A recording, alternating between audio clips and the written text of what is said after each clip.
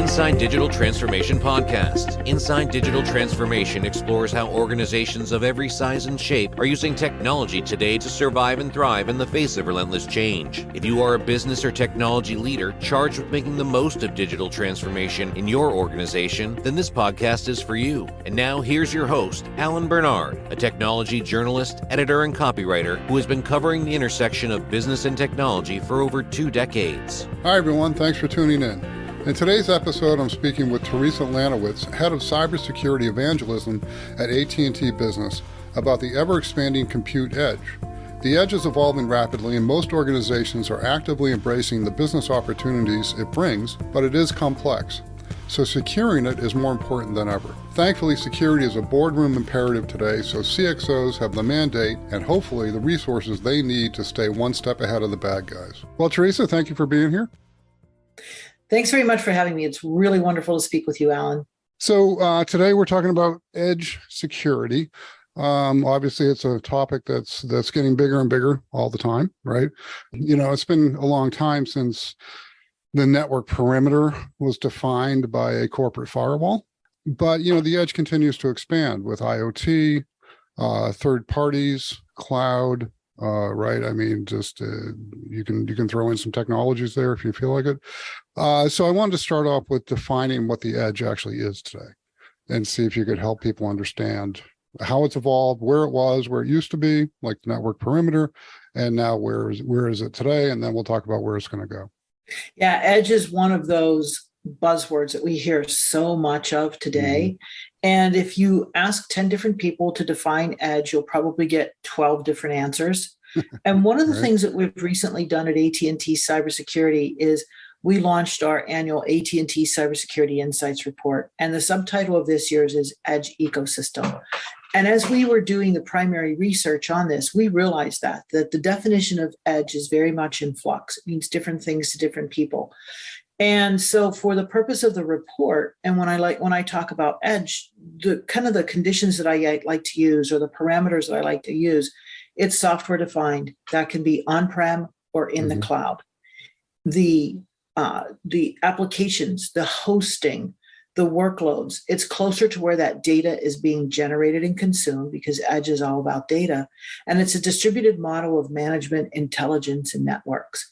So it's that idea of that the shift in computing. You know, from a computing perspective, we're poised on that precipice of a new era underpinned by networks with lower latency, higher bandwidth. Applications are changing. They're no longer those GUI-based applications. And it's about this digital first experience that people are really seeking. Okay. You know, you mentioned in our email, one of our email exchanges, that you see edge as an evolution versus a revolution, right? And I got to thinking about that, and I went all the way back to, you know, timeshare when I was in college using the campus mainframe with a terminal in my dorm. I mean, that was edge back in the day, right? I mean, it was hardwired, but it was still, you know, edge. So insert a cell tower in between those two things, and you pretty much have what we have today, right? Pretty much, yeah. It's that near real-time interaction with data. So you had that data interacting with you in your dorm room on that timeshare type of terminal. You know, some of the other examples we have from the research that we've done, smart buildings certainly was one at the top. So the idea of buildings can provide you with preemptive maintenance and elevators about to go digital out. Twins, process twins. Yeah, exactly. Sure. Yeah. And the other really big one is in manufacturing. So the use of robots on a manufacturing floor. In healthcare, one of the things that they told us about from a healthcare use case perspective is using robots to deliver supplies to a nurse's station or using robots to disinfect an exam room after a patient leaves. So those are all edge use cases, and it's that largely machine-to-machine communication. It's about that data. And so we're just seeing such incredible business outcomes because of those edge computing use cases. That's an interesting point you make, because I'm looking for the difference, right? And that is probably a big one, is that machine-to-machine communication, right? Let's use my example where you have a data terminal. Well, that's still a terminal, and person interacts with the mainframe via a terminal, right? As opposed to that terminal being smart, and be in a kiosk, right? Yeah. At Yeah. an airport, right? Yeah. Now, you may interact with it, but it's going to know a lot of things that Yeah. a dumb terminal just didn't back in the day, right? Yeah. And that kiosk that you're interacting with at the airport, for example, you type in your name and it knows, here you are. Here's the flight you're on. Here's your frequent flyer number. Here's the destination where you're going. And the same thing, one of the big use cases we found in our 2022 research, and this was one of my favorite use cases that I've experienced from this research, is this idea of video-based quality inspection on a manufacturing assembly line. Yeah. That's nothing new, though. I mean, that's been around for a long time. It's nothing new, but if you think about the business outcomes that it delivers, it says that now you don't have to have recalls on products as frequently or with as many, because you're identifying that defect right at the point of insertion, and you can stop the assembly line, figure out what that defect is, and then modify and go to those widgets that you are assembling that may have that defect in there. So it's very similar to what you're talking about, that old school terminal in your dorm room, but it has definitely been advanced, and we've been coming to this point over the past 30, 40, 50 plus years. Manufacturers have been doing this kind of thing for a long time on closed networks, right? And maybe is that the difference between extending capabilities out beyond those four walls? So I'm still trying to find where the difference is today from where it has been. Well, you're right. It's outside the four. Yeah, it's outside the four walls. And if you look at the types of endpoints that we're using now, the endpoints are diversifying and changing. In our research, what we found is that 48% of people said that, right now for our edge computing, we're using traditional endpoints. We're using phones, tablets, laptops, desktops. But what they also told us is they said, 30% of them said in the next 3 to 5 years, those endpoints are going to change significantly for us. So it's going to be robots. It's going to be autonomous vehicles, autonomous drones. It's going to be wearables for remote patient monitoring in a healthcare situation. So the endpoints are changing. The geographic disbursement of it is changing. And if you think about it, the applications have to change as well, because they're no longer these GUI-based applications. We're no longer sitting there typing something into, in your example, in your dorm room, we're not sitting there typing something into a terminal expecting some sort of response. It's just happening. And it's that digital first manifestation that we're seeing. Right. And no longer is the machine waiting for you to take an action so it can take a reaction. Right. Right. Exactly. Yeah. Yeah. Well, and then, we have to talk about AI in this context, right? Because once these devices truly do get somewhat smart, that's going to push not only the device edge. It's not going to change the device edge. It's going to change the functionality of the devices at the edge. Right. But there's going to be that second tier of compute power that has to move closer and closer to those devices. And at least for now, in order for that AI to be impactful and effective. Right. Yeah. It's getting more capable. We've had Moore's law, chips are getting better. The applets that are running these things are getting better. I think what we're also seeing is the idea of compute power really being embraced inside of an organization from a business perspective. And if you what do you mean by that? Yeah, compute. So if you think about how edge is coming together, so you have to have a lot of things really aligned. Back in the old days, client server days, mainframe days, even with web apps, mobile apps, we would have the developer write something, kind of throw it over the wall, put it into production, see if it works. And if it doesn't work, well, let's go ahead and change it. We may swap out things. We may have an IoT device there. We may not know. But edge it's integrated. So you have this integrated system. And what we're starting to see, and this is a big, big shift, is we're starting to see the eradication of those silos that have been built up in IT organizations over the past 4 or 5 plus decades. So we don't have just the app dev team doing something or just the network team doing something. They're coming together and they're planning. And our research showed that there's more of a balanced investment for edge computing. We asked people how they were allocating their edge computing budget. And over the course of allocating of their edge budget, 22% of that overall edge budget on average is going to security. 22% of that overall edge budget on average is going to applications. 23% of that overall edge budget is going to planning and strategy, and 30% of that overall edge budget is going to the network. And I also think because there's more planning, the business is involved in it as well. So the I would business hope so is, at this point, right? the business is realizing that, we can use technology to really start to deliver better business outcomes. You look at the parking garage example. That takes some investment in compute resources, but the owner of that parking structure can now charge more money to the people who are parking there. You look at something such as robots on a manufacturing floor. It's about efficiency. You look at something such as smart buildings. It's about really maintaining that building much better, so it's more inhabitable for the people who are leasing office space or for the owners of that building. So it's completely integrated, and I think that those breakdowns on where edge budgets are being spent is really unique. Security was always considered an afterthought. It was always, let's wait and see what happens. If we have a problem, then we'll worry about it. But security is front and center now. And that really shifted with the pandemic. Before the pandemic, security was perceived as it's a technical problem, a technical issue. Let's figure it out when we need to. We have these really smart people who can do it. But now it's a business requirement. It's a boardroom discussion. It's a C-suite discussion. Nothing happens without a security component to it. Right. Well, and there's a couple of trends that have driven that, ransomware being a big one, right? As that becomes, it's no longer a data breach, it's a shutdown of your operations.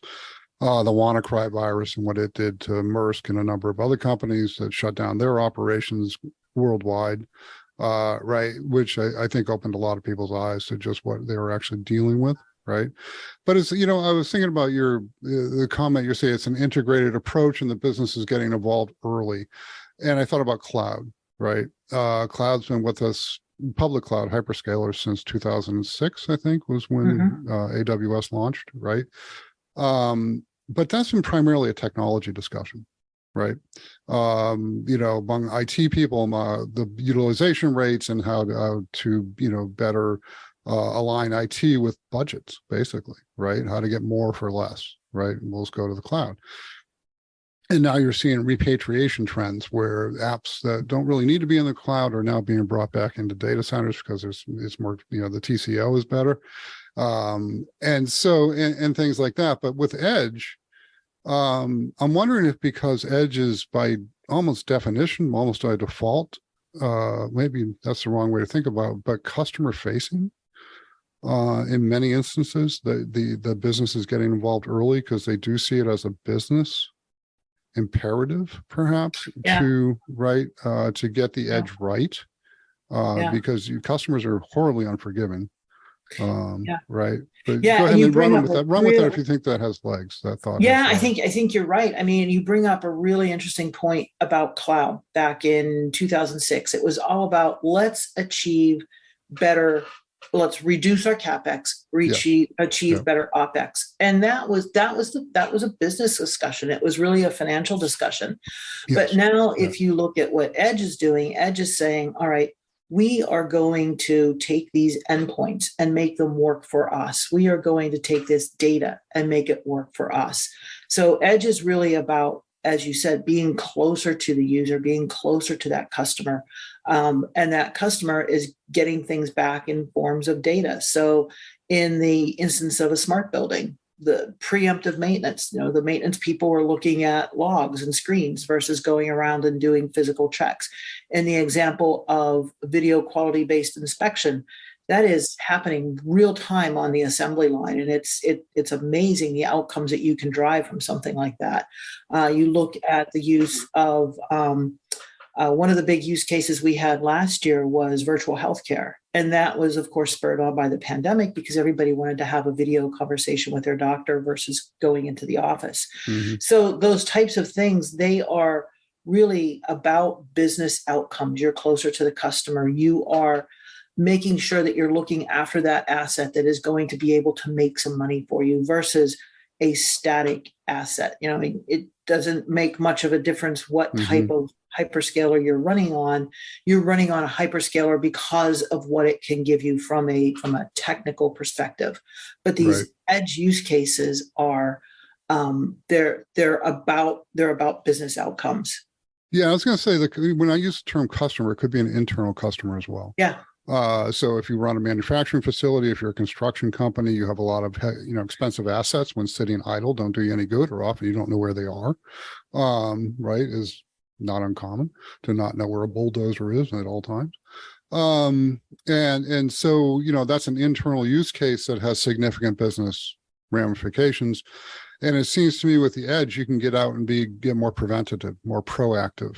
Right. Yeah, absolutely. Your example of, you run a construction company and you don't necessarily know where all of your assets are at one time. Your bulldozer, where is it? Is it on the job? Did somebody take it home to do something in their backyard? Yeah, right. And that was really, people do that was things. a top use case. That was a top use case for transportation was fleet management, because now with everything with an internet connection in it, you can now track it. And you also, because that power is there, you have to make sure that you're securing those edge devices as well, because everything that is connected to the internet now gives somebody the opportunity to move into that device and potentially move laterally through your network. Yeah, absolutely. Well, so, I mentioned 5G and networking now because it's not quite here, but the networking, and then we'll move on to security, but the networking is going to play a huge role in this, right? Most definitely. When 5G or something equivalent comes along, I guess 5G is the only play right now, but and really does provide that promise of ultra low latency and high bandwidth to these devices that are in the field. That's going to be a game changer, I think. Yeah, and if you look at the example I've used of robots in a hospital, for example, we broke out in our research how much of the edge budget was being allocated to planning, network, security, and applications. And if you look at something, for example, robots in a hospital use case, organizations tell us that they're planning to spend 35% of their overall edge budget on looking at network, and across the board on average it was 30%. So they're spending more to look at that, because that is something that is really dependent on those networks with higher bandwidth, lower latency, something such as a robot roaming through a hospital to help with directions, to help with delivering supplies, to disinfect rooms, that sort of thing. So the use cases where we are seeing where the network is going to be probably different than what we would typically see in some of these use cases, we're seeing more of an investment on the network side. Right, because to your point earlier, it's real-time data exchange. Or near real-time data exchange, because these things don't work with high latencies, right? If a defect goes by on an assembly line and it's an hour before to get the data and to do anything about, that's $1 million worth of product you got to ditch, right? Or whatever it may be, right? So, what are the challenges going forward securing the edge? Because that's really what we're here to talk about today, because they are numerous and they're multiplying by the second, right? Yeah. And I think one of the big challenges is just knowing what you have on the network, knowing what devices you have on your network and what they're doing. Are they still active? Are they not active? And that's a problem that we had back in the client server days, when every developer took a server and put it under their desk. And pretty soon you had all these servers just replicating all over the place. And what we have now is so many organizations they're starting these IoT sort of proof of concept use cases. So if you're putting something on your network, you need to know that it's on your network, what it's doing, when it should be decommissioned from your network.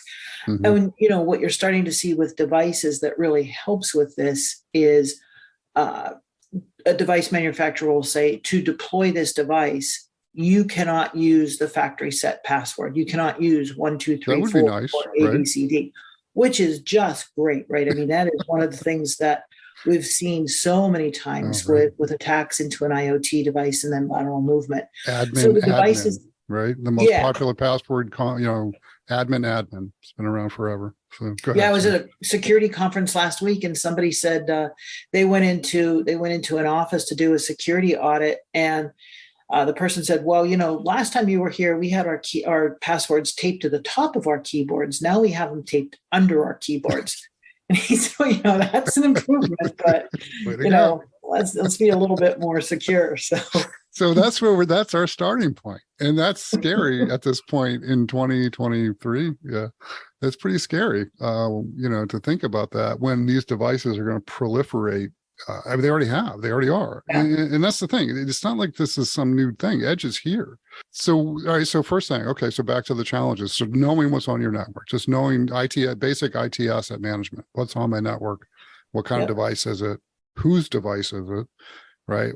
And then the next layer up is what is the device doing, I suppose, right? At that point. Yeah. Should the device even be there? Should it be commissioned on my network, or should I decommission it off of my network? And then if it's there, how are we protecting that endpoint? What is it really doing? And that's a big, big thing about protecting these traditional endpoints that we've been using, phones, tablets, laptops, desktops, but also protecting these newer types of endpoints that are coming out, these intentional, purpose-built types of endpoints. So, for example, you may have a tablet that's sitting in a kitchen in a restaurant, for example, deployed by some sort of food service delivery. You want to make sure that tablet as an endpoint can withstand high temperatures in a kitchen, can withstand grease in a kitchen, can withstand being plugged in all the time. Now, what's running that? Is it a full stack? Is it a partial stack of something? And now you have to worry about securing that, protecting that. Right. And what our research showed is that organizations are saying, you know what, we can't do this on our own. We need some help from experienced, trusted advisors who have done this, whether it is consulting teams, global systems integrators, managed security service providers, telcos to come in and help with network guidance. Right. They're looking for help. And in our court report, 64% of them said that prior to even going into production, we're bringing external help in. And 71% said that once we go into production, we're bringing help in because we know we can't go it alone. And I think that's a very different mindset from where we have been in the past. Computing is doing nothing but growing in complexity. We still have mainframe applications we have to take care of. We still have client server, web, mobile, cloud. So it's nothing ever goes away in IT. Right. That's been an axiom forever. We still have client server. We still have minis. We still have Okay. So I want to kind of detail. Let's talk about the hardware for a minute. And you mentioned, obviously, we talked about the standard endpoints and we'll kind of move the discussion into a business realm. But certainly, in a healthcare space, wearables, a Fitbit may qualify as an endpoint for them where they're pulling data off of it. Home Wi-Fi routers. Who would have thought of that before the pandemic as one of your endpoints? But now they are, right? Because of work from home. But what is an IoT device today? Try to define that. Right? Yeah. The car has 50, 100 CPUs on it, right? Or it could be a phone or a tablet or...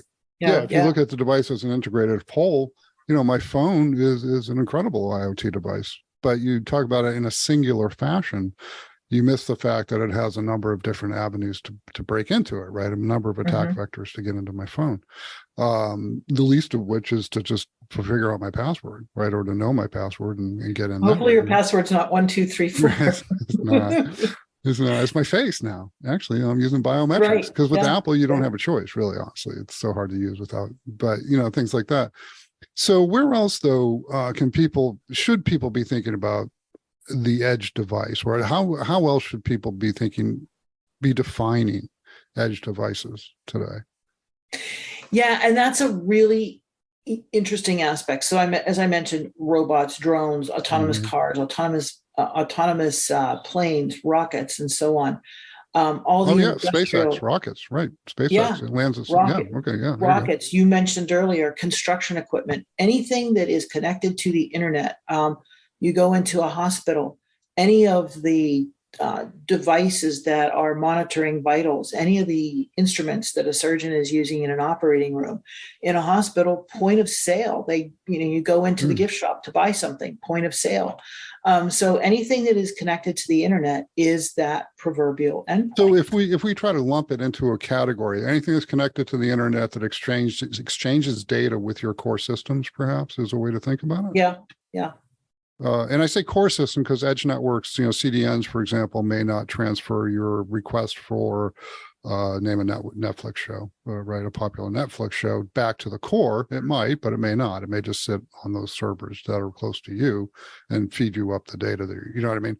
So I'm just trying to get it as simple as possible. So if it interacts with your core network, if the device sends data or receives data from your core network, then that should be viewed as a edge device. Is that? Yeah, and an endpoint by definition, right? Endpoint. Okay. Yeah. Maybe and it continues yeah. to grow in complexity. Right. So maybe endpoint's a better way to think of it. Probably so. Probably so. Because then that captures, as far as, because, I've been writing about this forever. You've been in this field forever, and we still struggle to define advances in technology. Right. Yeah. And it's because of the overlap in capability. Right. And, a phone today does what a supercomputer did 30 years ago. Right. Yeah. Yeah. So it gets pretty confusing to figure out then how do I secure this? Because if you add software and apps, right, does that qualify as an edge device? Does the app qualify today as an edge? The app is living on the edge. So the app is there on the edge. So the app is part of that edge. And I think what we're seeing is, back in the old days, client server, we had these very heavy monolithic applications. Mm-hmm. Then we moved to mobile cloud apps where they were lightweight and possibly acting as a wrapper over something else that was going back to connect to the back end, back to our financial transactions, back sitting on a mainframe somewhere. And now we have more of these applets, and these applets are by definition communicating device to device, machine to machine. They're headless. So you're not going to sit there and, have to put your password in and say, I want to transfer X dollars from here to here. So it's not that interactive type of environment that we're living in. It is near real time, and it is serving that digital first. And you used the word earlier, omnichannel, and that's exactly what it is. Okay. And, over the past, and it seems as though things have accelerated fairly quickly. If you think about where we were in 2020, we moved from sort of saying, all right, we're going to undertake this idea of digital transformation. And the word digital transformation had been out there for probably a decade plus prior. And so all of a sudden, people coalesced around this idea of digital transformation and included security in it. So we moved from this idea of digital transformation, and then we had to operationalize what we said we had digitally transformed.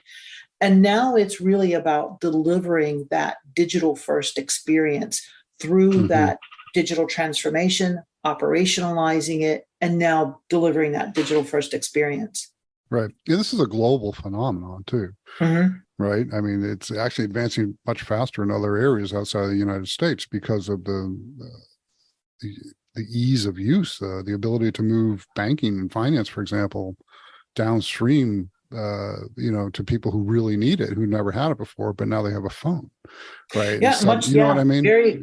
In developing nations, certainly. Even, you go to, I can remember being in Australia probably 5, 6, 10 years ago or so, and they don't sign for their credit cards with anything. We go there and we say, we have to sign, and it's PIN, it's a chip and a PIN. And it's secure for that one transaction. And I can remember I was getting off of a ferry in Sydney Harbor, and it was late. And all I had with me was credit card and some large amount of Australian coins, and it would not take my credit card because we had to sign for things so that, it didn't have a chip in it at that time. Right. In order to get out of the turnstile, and I had to go digging through my bag for some amount of Australian coins. Pounds But you of go metal. you see this acceleration in other countries as well. Very much so. And, you're right, the democratization of banking in developing nations, because now everybody can have a mobile device. So let's talk about are there threats that are specific to the edge? Because, edge, I think, is probably viewed as maybe I'm wrong, but simply as an attack vector, right? As another way into the network. But the goal is still to get into the network.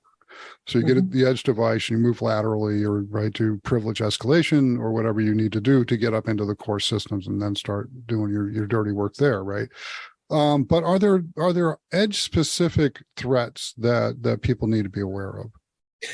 So our research did not necessarily uncover edge specific threats, but what we did uncover, and this is really interesting because, as you said, the whole goal is to get into the network, because that's where the digital assets are that really make up your business. It's that intellectual property. It's that customer information. It's that data that you have, depending upon whatever your business is. The digital assets you need to safeguard are different. And in 2022, our research showed that ransomware was the top perceived threat that people said, we have to worry about ransomware for edge. DDoS was the last perceived threat that they said they had to worry about for edge. Now, fast forward 12 months, and what we discovered was that people were telling us the top perceived threat they have to be concerned about for edge computing is DDoS. In just 12 months. Just 12 months. Changed from ransomware to an actual attack on the device itself to shut it down, right? Yeah. Which, if you think about it, that is exactly what a DDoS attack would do, right? It's an attack on the device. And it could take you a while to realize that you are under some sort of DDoS attack.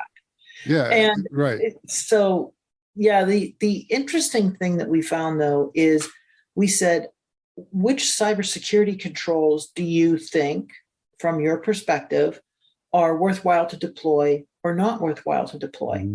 So DDoS came, they said DDoS is not necessarily and this was for the edge.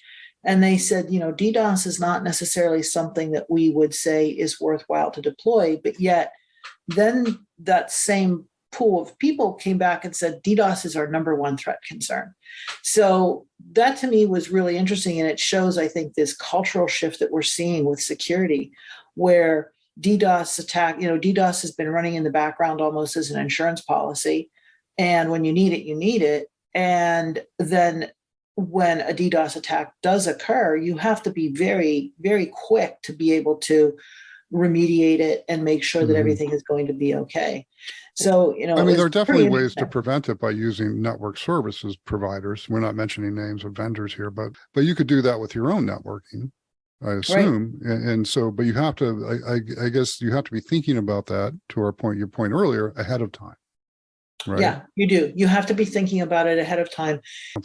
I wrote down a few things here. So this is more device specific, like IoT device specific, but hardware supply chain visibility issues, right? Who's making these parts? Who's putting them in our devices? Yeah. Where are those chips? Are there chips on these devices? We don't know what those chips do.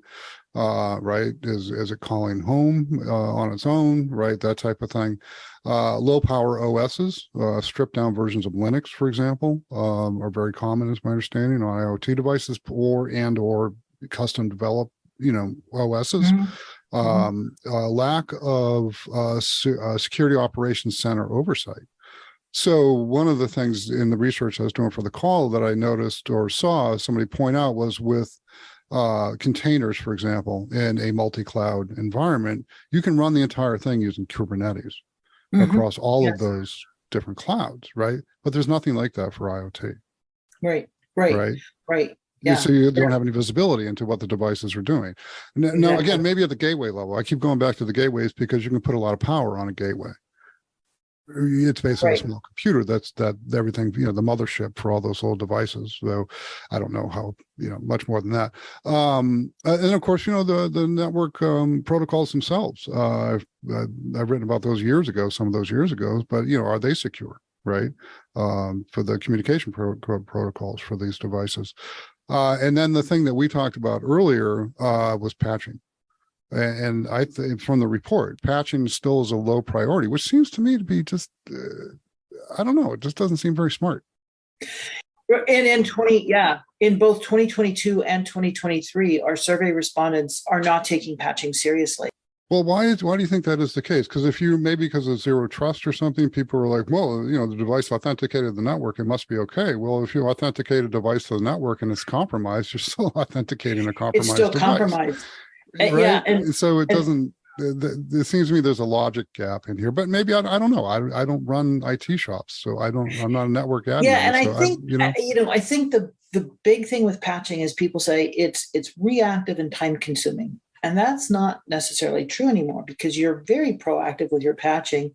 And if you're using some of these automated patching solutions, it's not time consuming whatsoever. And there's not that manual intervention. Right. So the people who responded as patching not necessarily being something that they would say is prioritize, I think would be the word, right?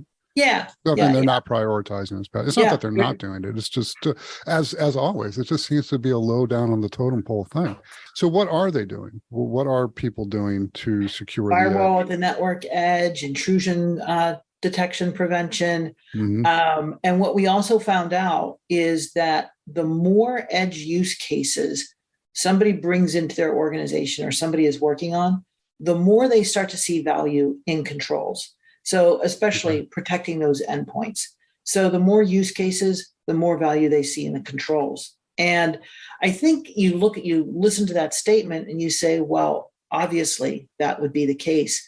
But I think that if you were looking at things through a legacy lens, people may say, well, we're only going to implement these controls because this is what is most vulnerable for the industry that we're in. So we're going to implement a certain number of controls.